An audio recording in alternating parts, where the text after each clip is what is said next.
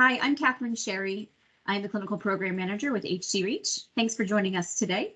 If you could not be with us on May 15th during our live in-person Ask the Experts during our Education Day, you might have known or didn't know that we actually ran out of time during our panel. So what we've been doing is going back to our experts and following up with some of the questions we never got to during the day.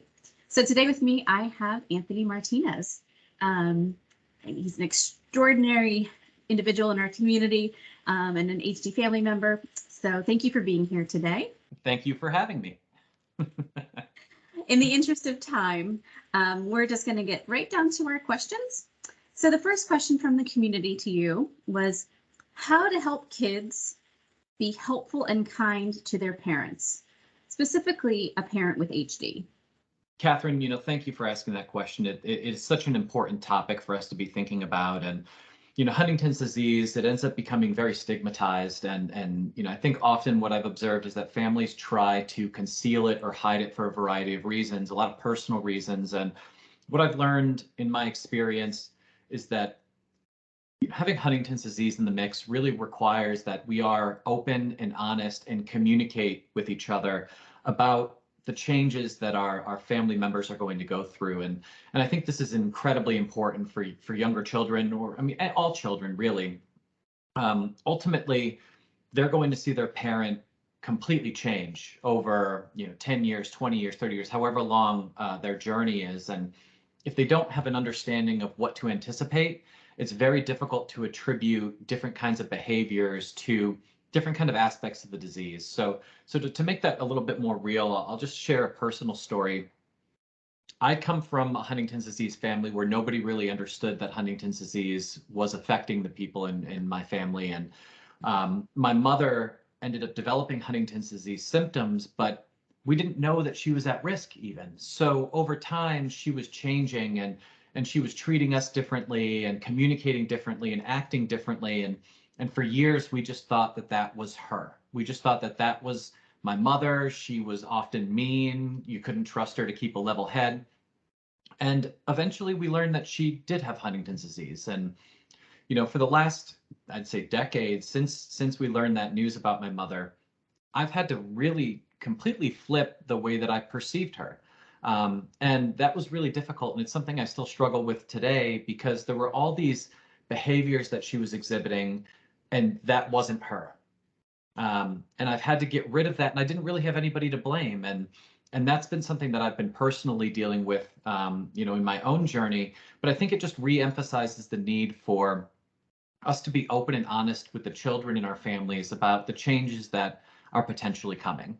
That doesn't necessarily mean that we need to drop the hammer about their risk status on them at that point, right? There's eventually a time where that should be part of the conversation.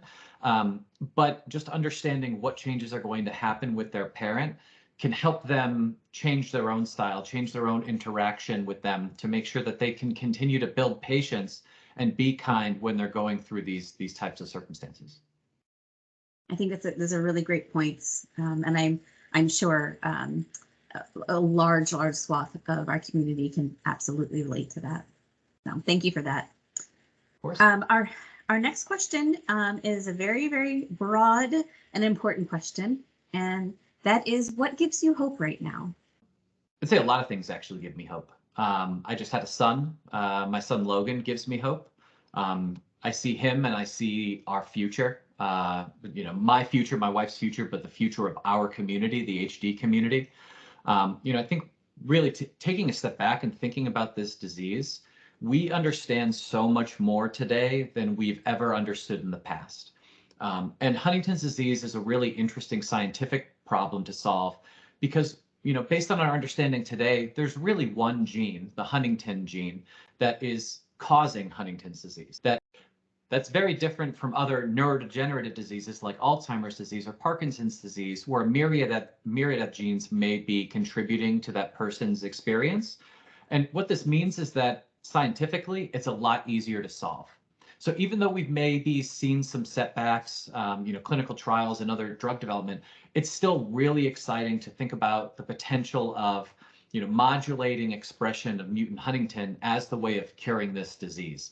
And that personally gives me hope because we are so close to that, right? And then beyond that, the more I engage with the HD community, whether it's the Huntington's Disease Society of America, HD Reach, HDYO, HDYA, the Youth Alliance, all these different organizations, there's just so much energy in the community today than there has ever been in the past. Our ability to communicate, to share information, to help people understand what Huntington's disease even is. We're going to see us growing by leaps and bounds as we move into the future to help the community members that are affected by HD, to let our first responders and our medical practitioners know more about the disease. It's a wonderful place to be right now, this inflection point, because the sky's the limit and we absolutely have more work to do, but we see the path. And that's something that I think we should all be really hopeful for, because as I mentioned earlier, when we were talking about how to communicate with children, in my experience, we had no idea that Huntington's disease was even a disease. It was in our family. We had no idea. We get to turn that on its head. We get to let people know what their situation is and then help them make informed decisions about family planning. And that's going to be absolutely critical to eliminating Huntington's disease in the future. All great things to give us hope. And I completely agree. This is such an energetic, giving and responsive community. You can't help but not be excited just to be surrounded by these folks. So I completely concur. So any last thoughts?